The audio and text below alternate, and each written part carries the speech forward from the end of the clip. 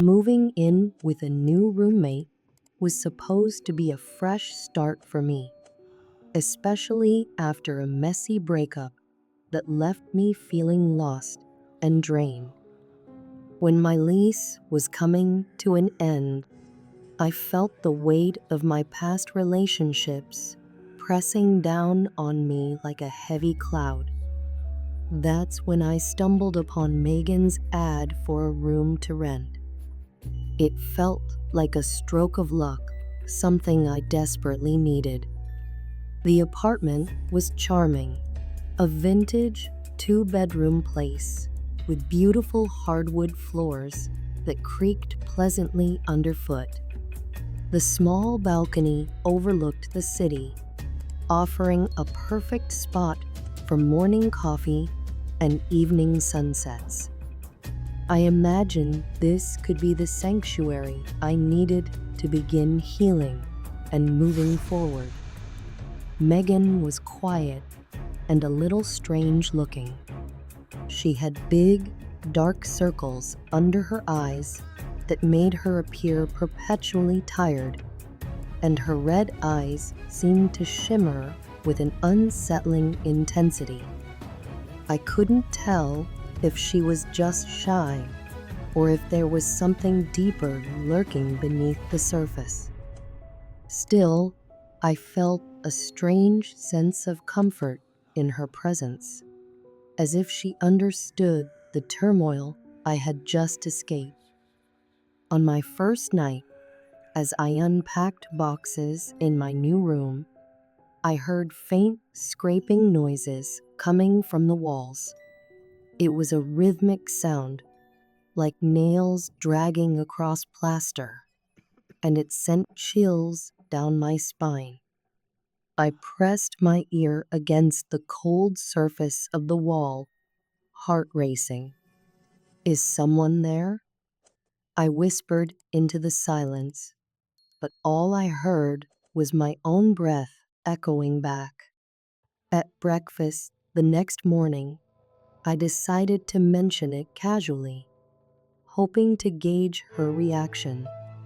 "Hey, do you ever hear weird noises at night, like scratching?" I asked, trying to keep my tone light. Megan looked up from her tea, her expression unreadable. "It's an old building. It makes sounds," she replied, sipping her tea slowly. Her gaze lingered on me just a moment too long, sending another shiver down my spine.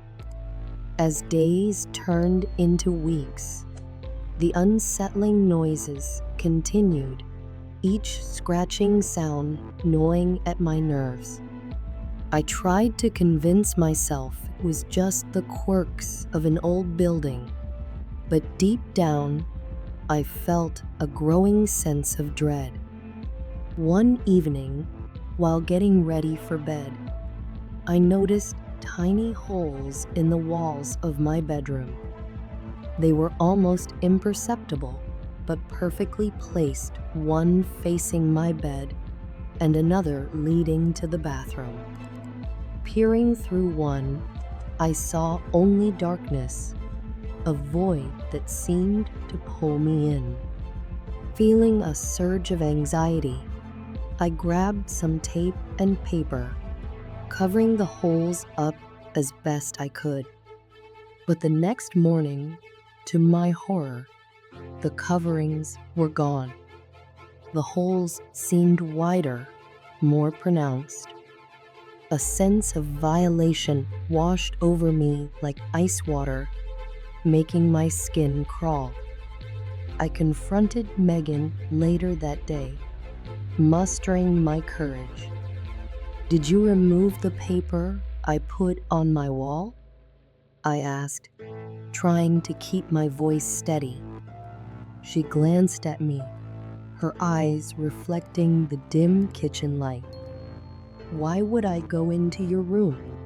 Maybe you imagine putting them up." Her dismissive tone made my stomach churn, but I didn't press further. That night, sleep eluded me entirely. Every creak of the apartment amplified my paranoia. Around 2 a.m., I heard the scratching again, louder this time, and almost agitated. It seemed to move along the wall, stopping right behind my headboard. I whispered into the darkness, "Who are you? What do you want?" A faint giggle echoed in response, chilling me to the bone. The following day, I opened my closet to find my door ajar. Clothes I hadn't worn were missing. Hours later, they reappeared, folded neatly on my bed. A strange scent clung to them, a mix of damp earth and something sweet, almost rotten. Confused and frightened, I decided to stay out late, avoiding the apartment. I found myself at a nearby coffee shop, opening my laptop to distract myself. But then, in the middle of my work, the webcam light flickered on.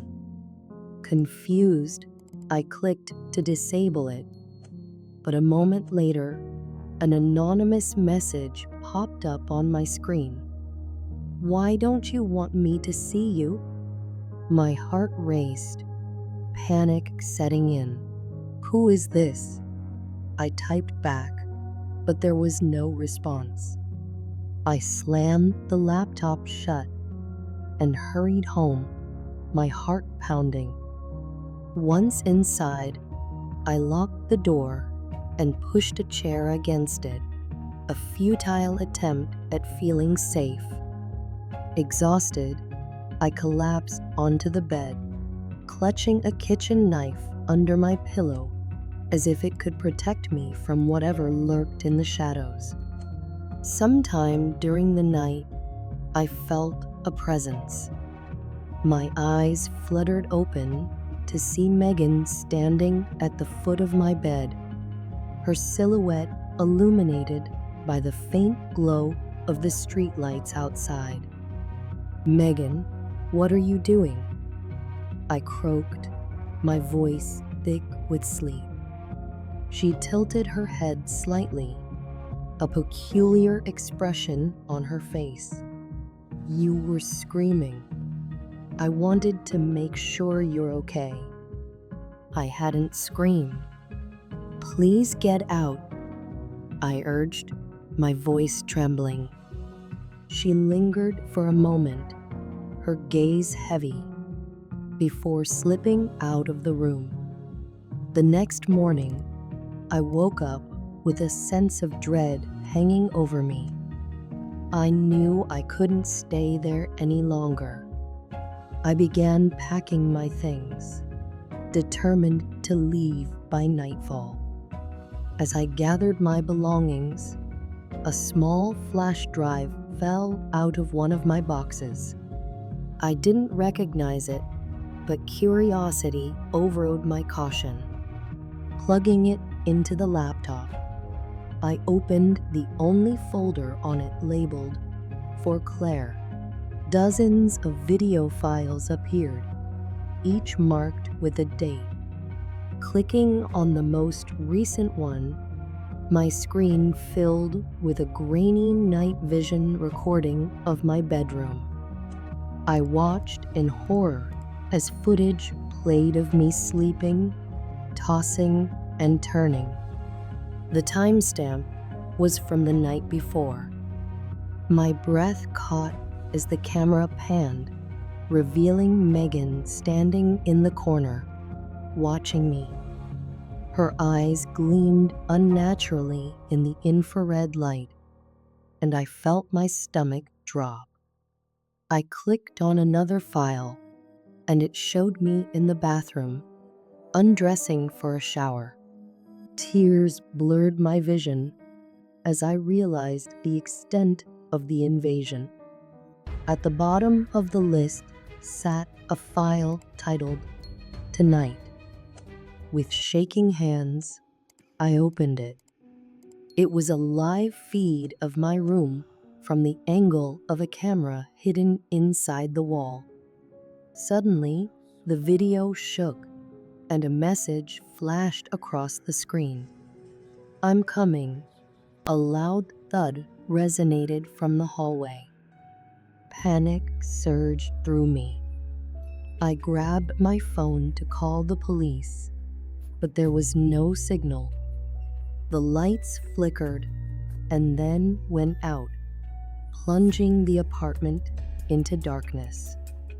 Footsteps approached, and the doorknob rattled. "Let me in." Megan's voice was distorted, sending chills down my spine. I backed away, clutching the knife tightly. The door creaked open, even though I had locked it. She stood there, but something was wrong. Her limbs were too long, bending at unnatural angles. Her face was dark, with sunken eyes. "You shouldn't have time to leave," she said in a voice that made my blood run cold. I screamed, adrenaline coursing through me as I dashed past her into the hallway. Behind me, I heard the scratching noise I had heard in the walls, now amplified, chasing me. I burst into the living room and found the front door, but it wouldn't budge. Megan's laughter echoed desperately as I grabbed a nearby chair, smashing a window and cutting myself on the shards. I crawled out and ran into the night, not stopping until I reached a brightly lit gas station. The attendant stared as I stumbled in, disheveled and bleeding. "Are you okay?" he asked, concern in his voice. I tried to explain, my words tumbling out in a jumbled mess. They called the police, who arrived swiftly. I told them everything about Megan, the cameras, the flash drive. An officer frowned. "Ma'am, that building's been abandoned for years." My blood turned to ice. "No, I moved in last week. Megan is my roommate." They exchanged glances, confusion etched on their faces. "We'll take a look," but the last tenant in that apartment was a woman named Margaret, who died decades ago. They escorted me back to the building, which stood ahead, eerily silent. Windows were boarded up, graffiti covering the walls. Inside, dust coated every surface. My belongings were nowhere to be found, and in the apartment where I'd lived, only decay remained. But in the center of the living room sat a vintage camcorder on a tripod, pointed toward the door, attached to a note in familiar handwriting. "Thank you for the performance." I stared in disbelief as the officers guided me outside, my body trembling uncontrollably. It was strange to think how close someone could come to your heart without you ever realizing it, slowly squeezing it and draining life away with every beat. Claudia had been my sister in every sense of the word except blood. Ever since I met her 20 years ago at a charity event, she had been there for me through everything. My marriage, Jake's birth, and my divorce. When Mike left, Claudia stood by my side, mopping my tears and helping me piece my shattered life back together. Jake loved her too, often calling her Aunt Claudia. So, when I had my hip surgery, I didn't think twice about letting her practically move in to help. I trusted her with everything. She cooked, cleaned, and took care of Jake, always wearing that warm, understanding smile that made me feel safe. But then the cracks began to show. Tiny things, almost invisible at first. The sickness started shortly after Jake's 17th birthday. At first, it was just a simple cold, nothing to worry about. But then it grew, and I became unbearably fatigued, no matter how much I rested. I was in and out of the doctor's office, undergoing tests that brought no answers. No matter how many pills I took, my body felt as if it was failing me. As time passed, I realized it wasn't just my body that was failing. Claudia began to act strangely. She was quieter around Jake, visibly more nervous. At first, I ignored it. What was there to doubt? She was a mother figure for Jake, right?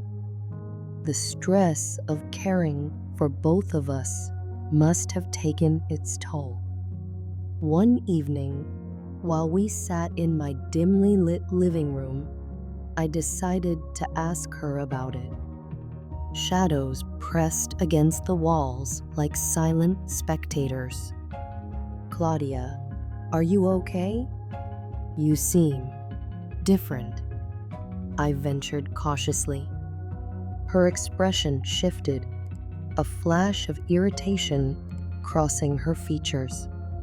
I'm fine, Leela. Just tired. You know how hard it is to take care of everything, she replied, her tone sharper than usual. I could sense something lurking beneath the surface of her words. That wave of disgust hit me like a punch. I needed to talk to Jake. That afternoon, while Claudia was out shopping, I approached my son. We were alone, and the silence felt heavy. Jake, I began, my voice shaking. What is Claudia to you? He looked confused at first, but then his nostrils flared with frustration. You should interrogate her friend instead. She's been suggesting things to me, he snapped. His voice was strained and panicked, sending a shiver down my spine. I found myself dismissing his claims, thinking it was just a growing teen fueled by hormones, seeing things that weren't there. Claudia had always treated him like her own son. It had to be him.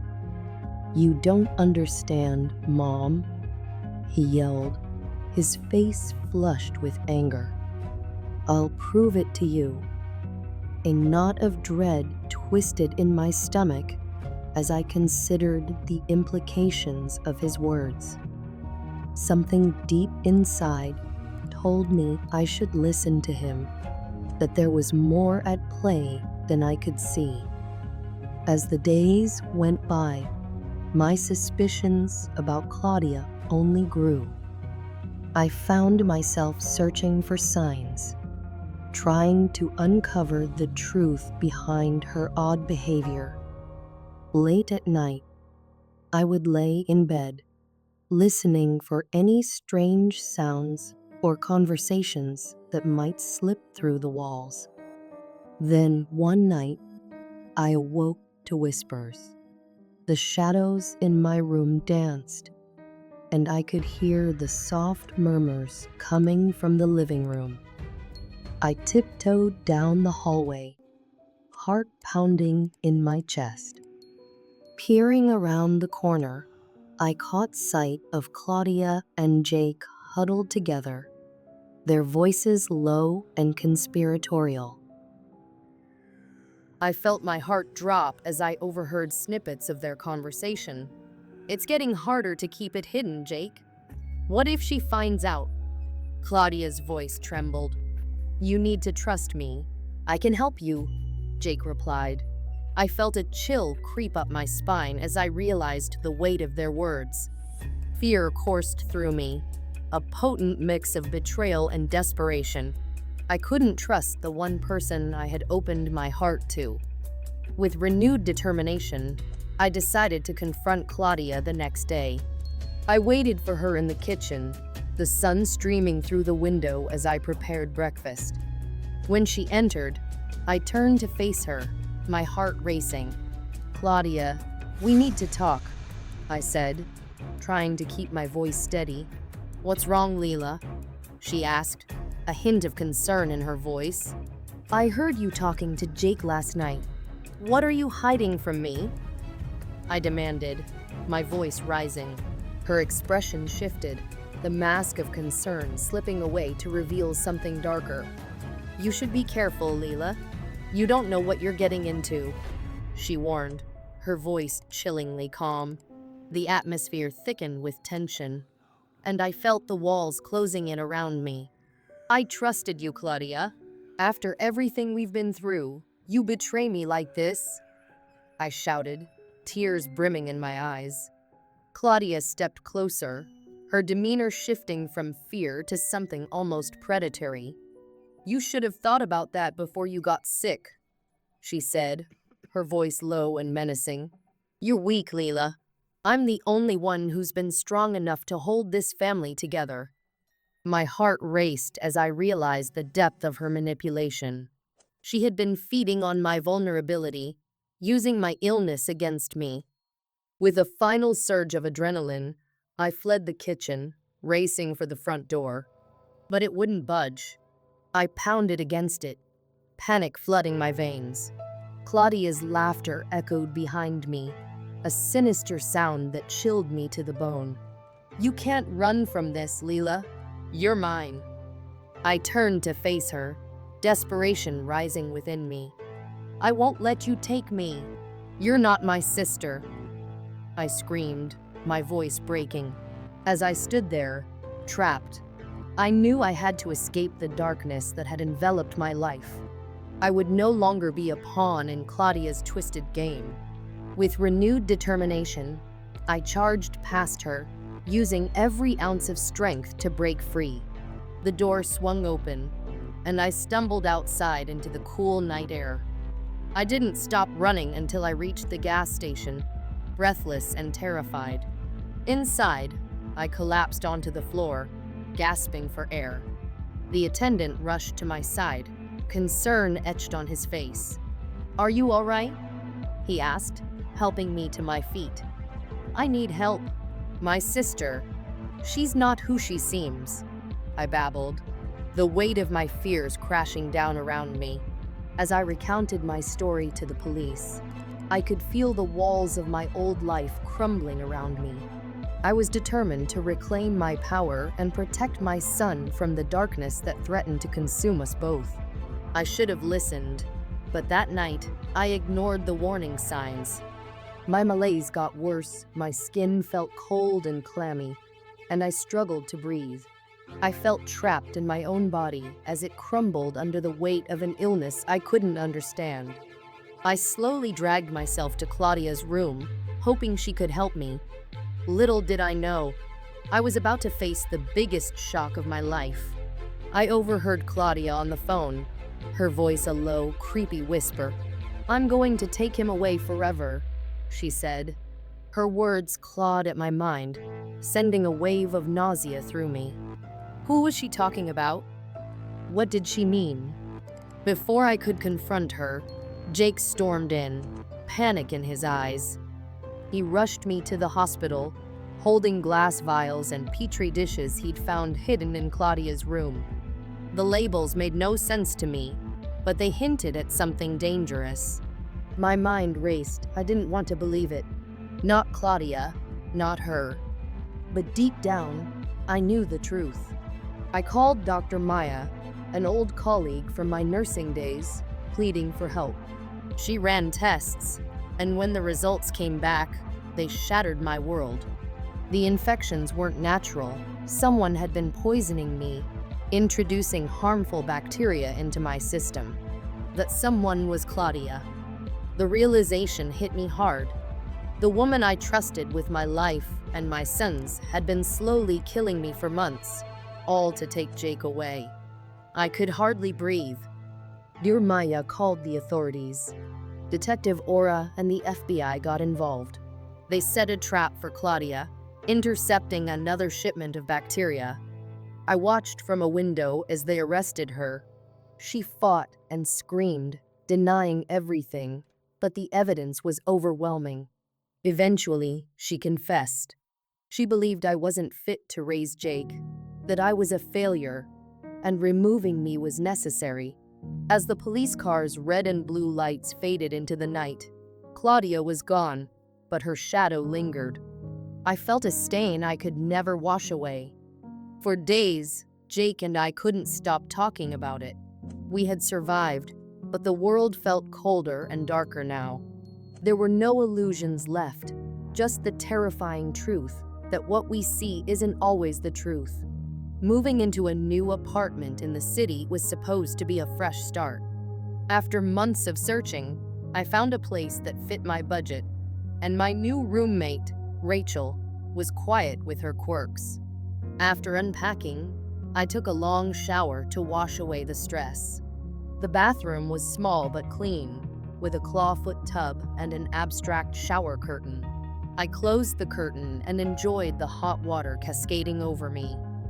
When I finished, I noticed the curtain was slightly open. I shrugged it off, dried myself, and headed to bed. The next morning, I saw wet footprints leading from the bathroom to Rachel's room. They were small, like mine, but I hadn't been in the bathroom since last night. "Hey, Rachel, did you take a shower last night?" I asked as I entered the kitchen. She looked up, confused. "No, I went to bed early." "Why?" I hesitated. "No reason. Must have been my imagination." Over the next few days, unsettling things kept happening. My toothbrush vanished from its holder, only to reappear in my room, damp and tasting strange. One evening, I came home to find the shower running, steam billowing from the bathroom. "Rachel, are you in there?" I called softly, but there was no answer. I cautiously opened the door. The room was empty, but on the foggy mirror, my name was scrawled repeatedly. My heart raced. "Rachel, this isn't funny." Just then, she appeared behind me, startling me. "What's wrong?" I pointed to the mirror. "Did you do this?" She glanced at it, her face unreadable. "I don't see anything." I blinked, and when I looked back, the writing was gone.